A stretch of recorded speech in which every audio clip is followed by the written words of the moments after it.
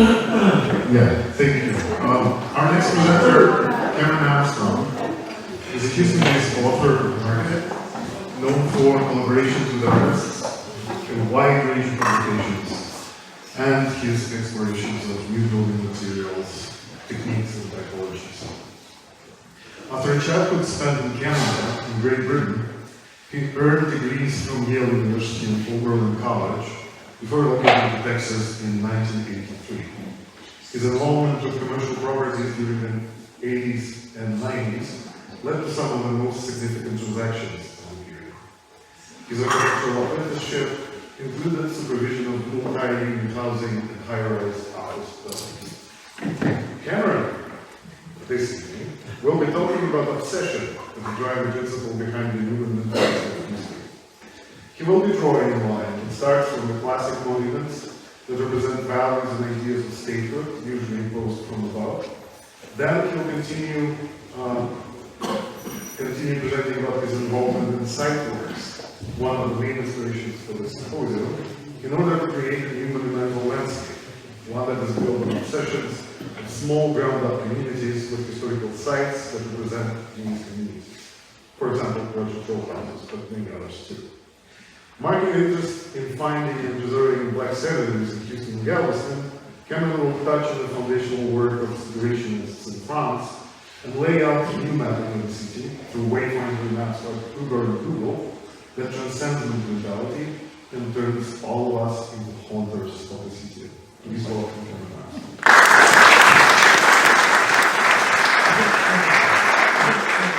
Thank you, Valentin. I'm pleased to be here. Hello to new friends and old.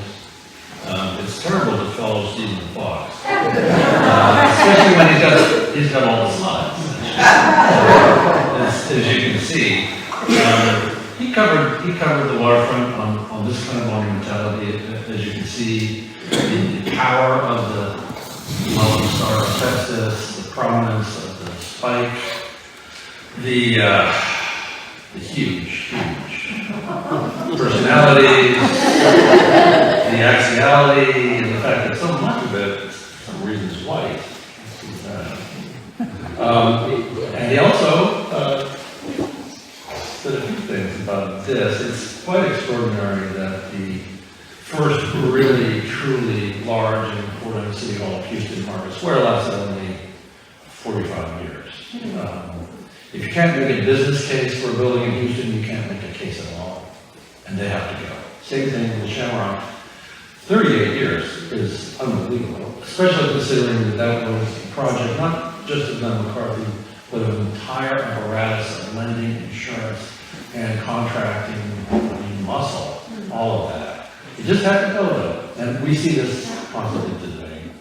However, another point that should be made has to do with constituencies. When the constituency for a monument, or a series of monuments, or a type of monument evaporates, those monuments are going to go away.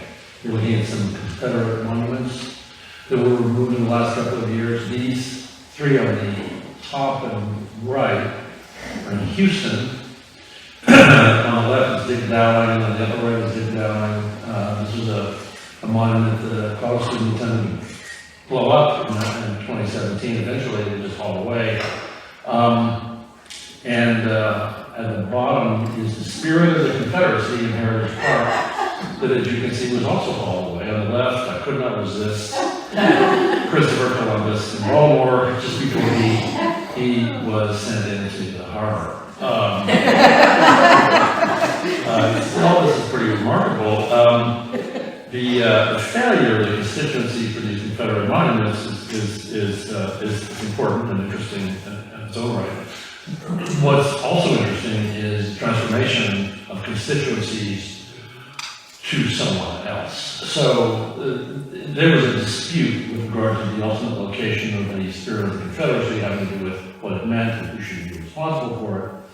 It was eventually relocated, I believe, to the Museum of African American Culture and History after some dispute within that community. According to the CEO of the local branch of the NAACP, quote, possession of this negatively impactful symbol takes its power away from them in doing so. We don't have a situation where people are afraid of it. It's something, as I look out and see white faces, it's something that those with some kind of privilege, any kind of privilege, forget.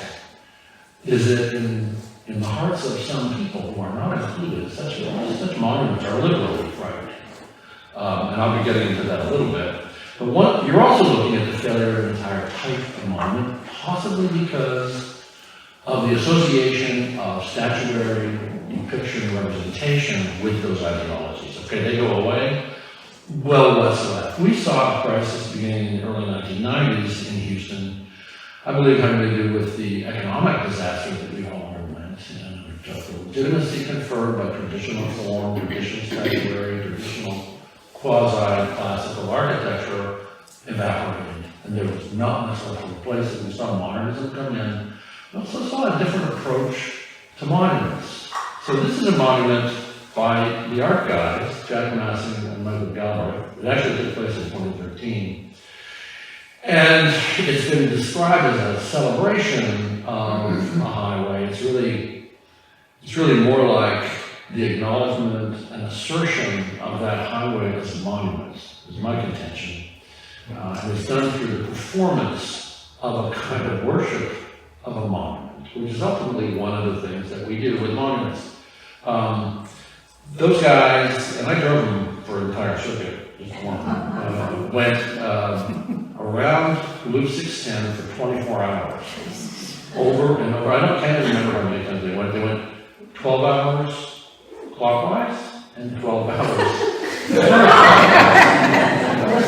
They established Loop 610 as a category of monument that I call a monument in being. A monument that is there because it was always there, we just didn't recognize it. Once it's recognized, it's a real thing. As Mike Galbraith said at the time, he said, in 1,000 years, people will make pilgrimages to Houston in the same way that people now do it to the pyramids in Egypt. And in consideration of the fact that you can see Loop 610 from space, just like you can see the pyramids, I don't have any reason to question.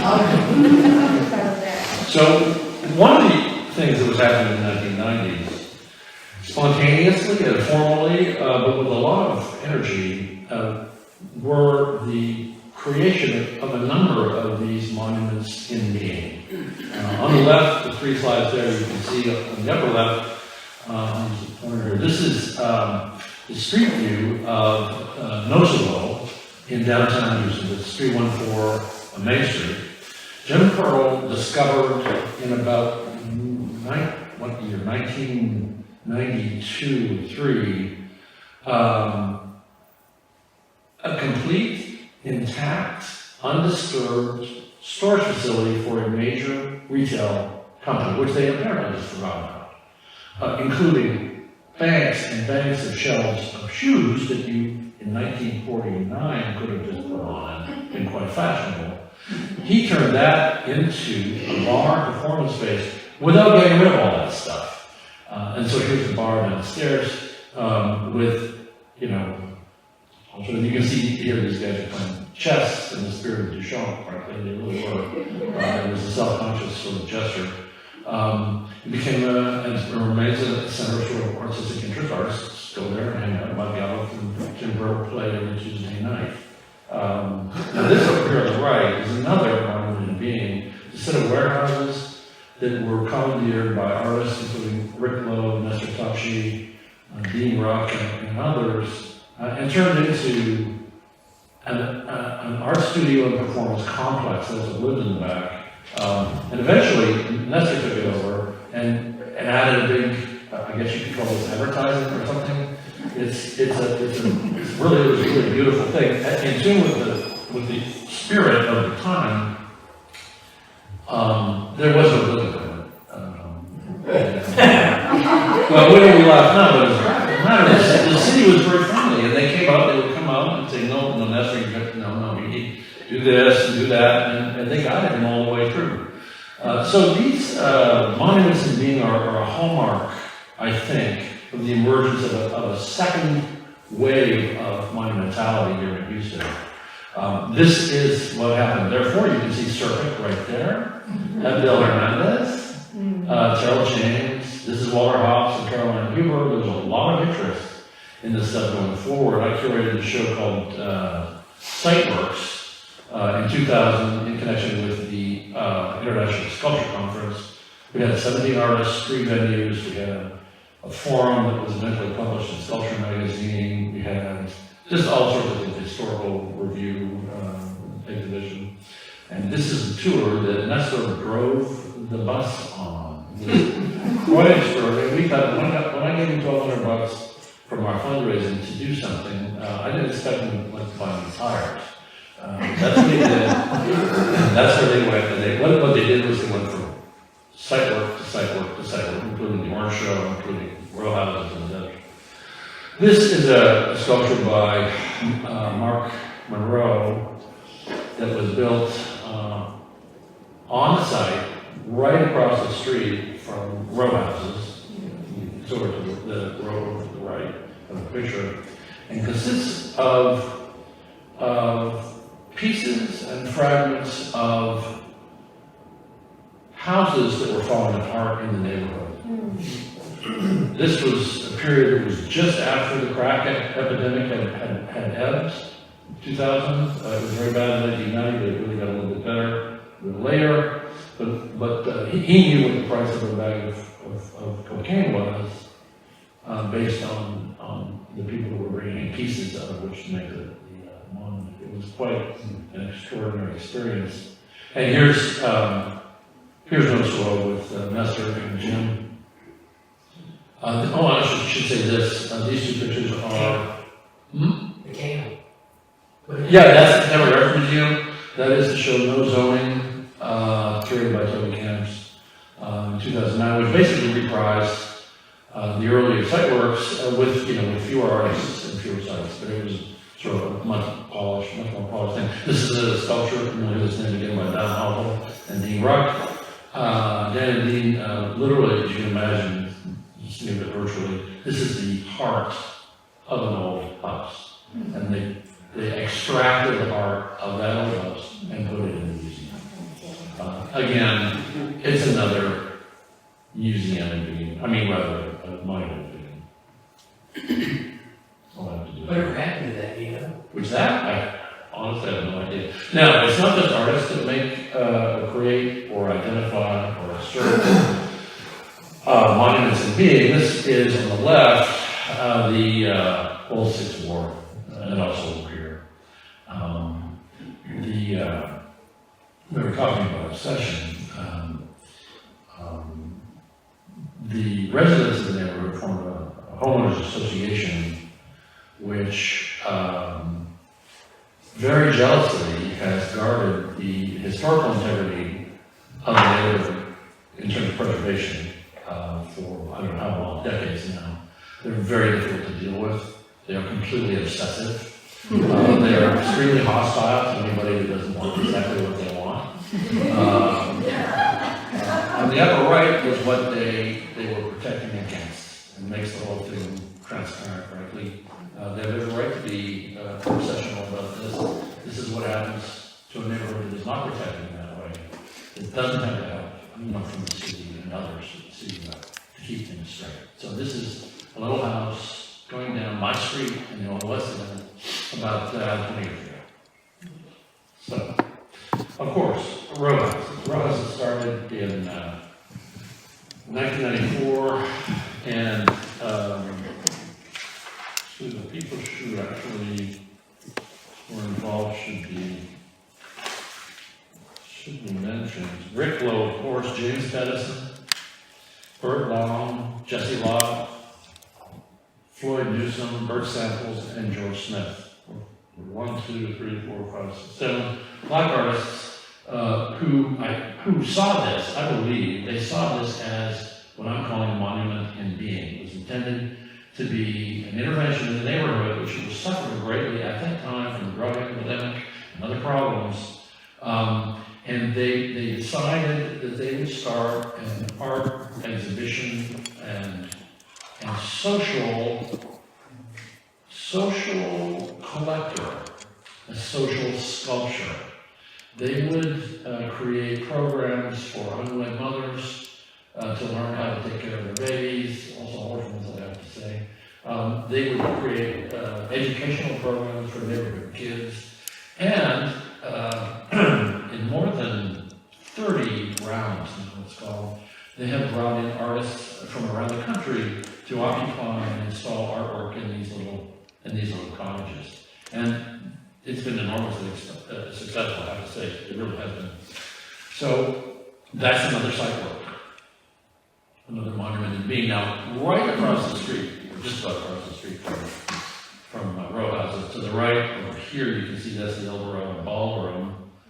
This is a project by Dan Hummel in the vacant land behind the ballroom that entailed his researching and discovering the plaques, the plots, the surveys, the outlines on the Sanborn insurance map of houses that existed at that location in the 1940s and 50s.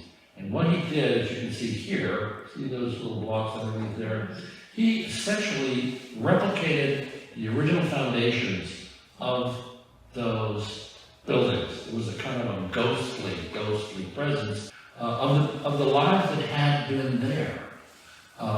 It's a kind of a combination of minimalist aesthetics and historical monumentality and social construction as well, as far as these things were used as furniture for community members playing cards, playing dominoes, playing other kinds of games up there, and that went on for years. So it was altogether just an incredible knitting together. But again, these are like markers. And when you think about markers, what do you think of? Well, in this context, seeing as how the third ward was the third ward, we've got to look at the historic black cemeteries. There are 3 here: Olivewood, College Park over here, and Evergreen. I believe that's Evergreen. These cemeteries, the earliest dating from the 1880s, were in terrible shape by the 1980s, century later, and 1990s. Beginning at that time, community efforts devoted to reviving them, taking care of them, fencing them, with the reparative goal, I think,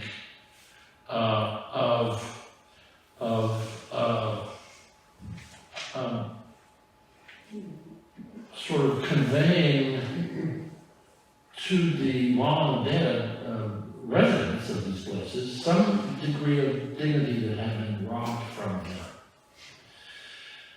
And so for me, I make a connection between Dan Hummel's piece and these markers, but even more to this. I get upset every time I see this.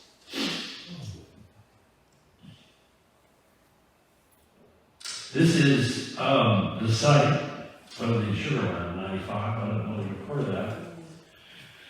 In the course of building a parking lot for a new facility by the Fort Bend County Community College, workmen digging the trench discovered human remains.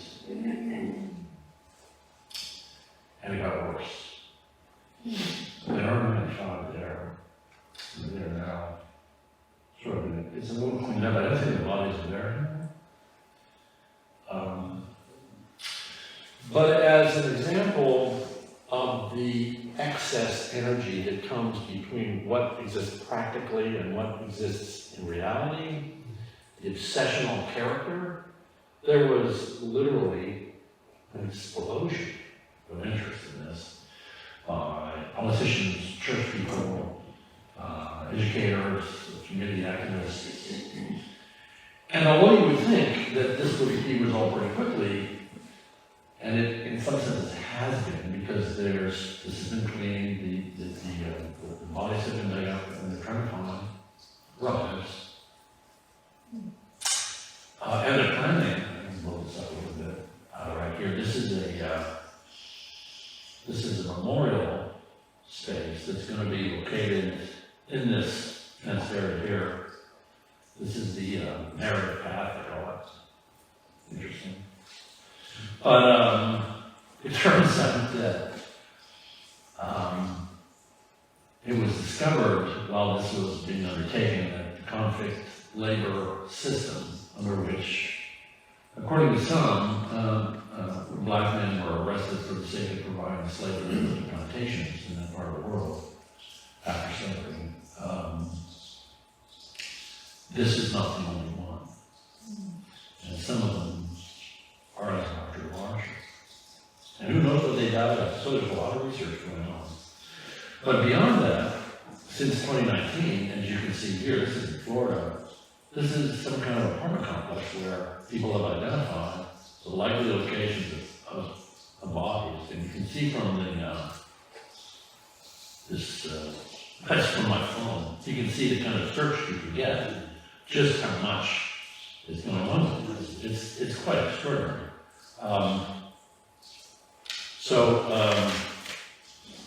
Again,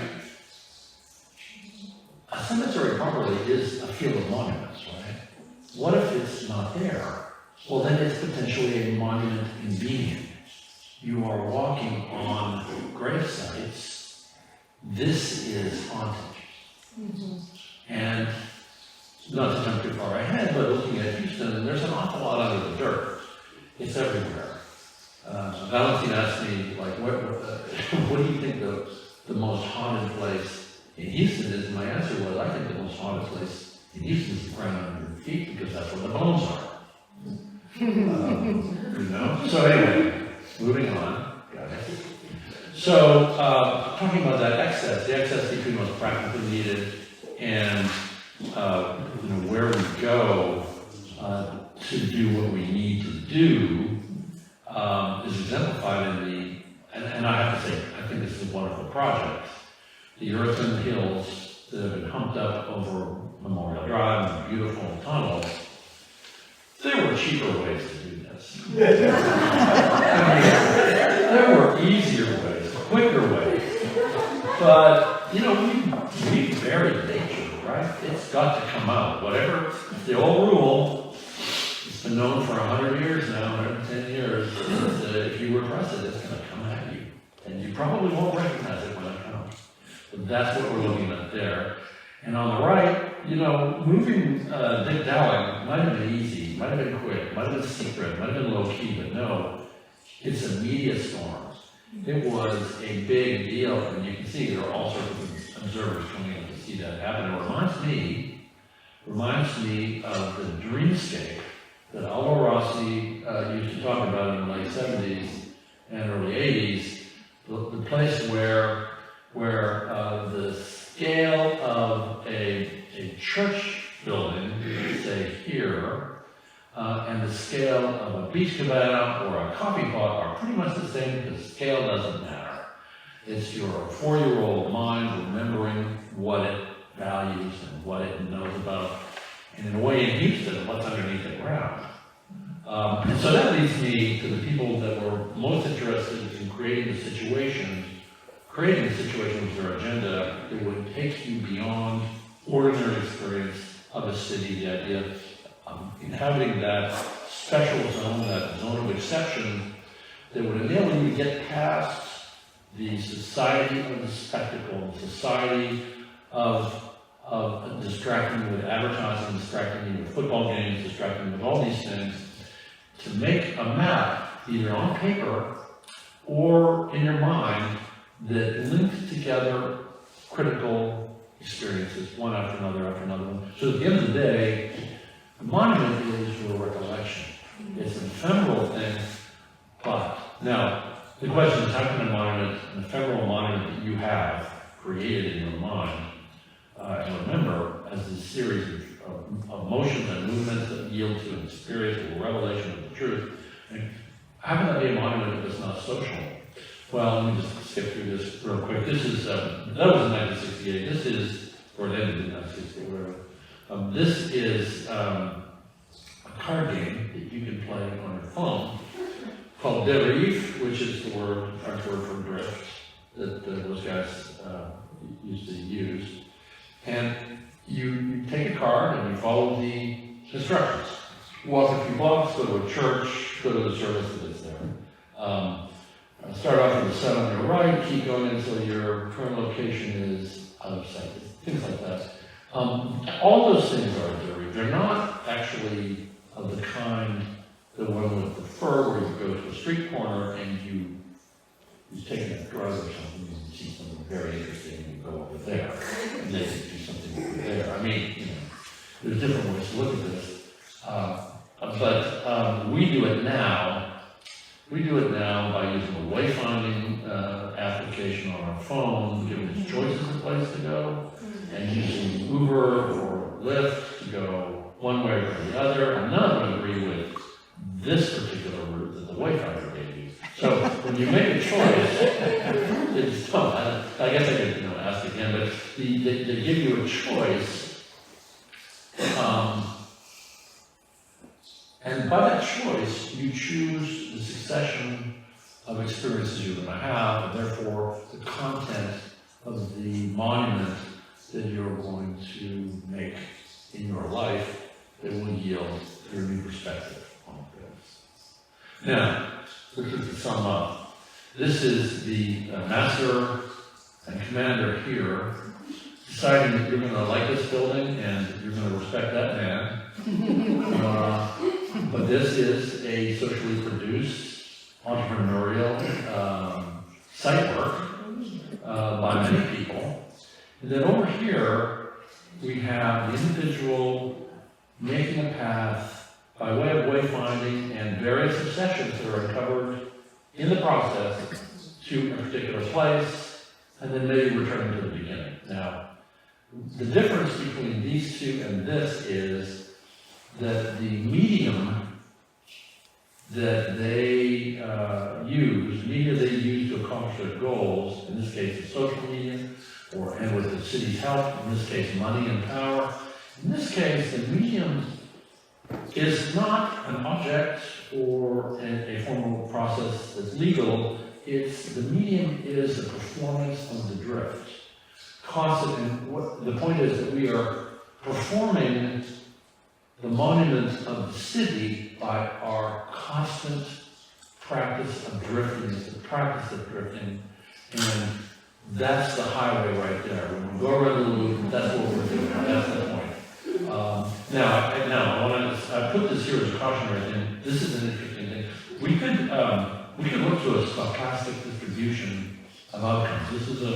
This is a diagram showing essentially the convergence of random outcomes from different governance approaches in North and South America. You would think they would not line up with anything. Actually, they very much do. This is not an unusual occurrence of a stochastic distribution. However, to accept this is to get it completely wrong, because what they're really doing is a process of governance, and this does not reflect that process. It reflects some kind of formal or formalism. So in the end, you can see that this map of Houston, which is a more or less typical kind of Cartesian approach, by comparison with the individual scribing of different drifters within a particular place, this is an inadequate description, is my point. And these people, each one of them, they are in this process of practicing the drift, which collectively, when we do it, actually produces and reproduces the meaning of the city. Thank you.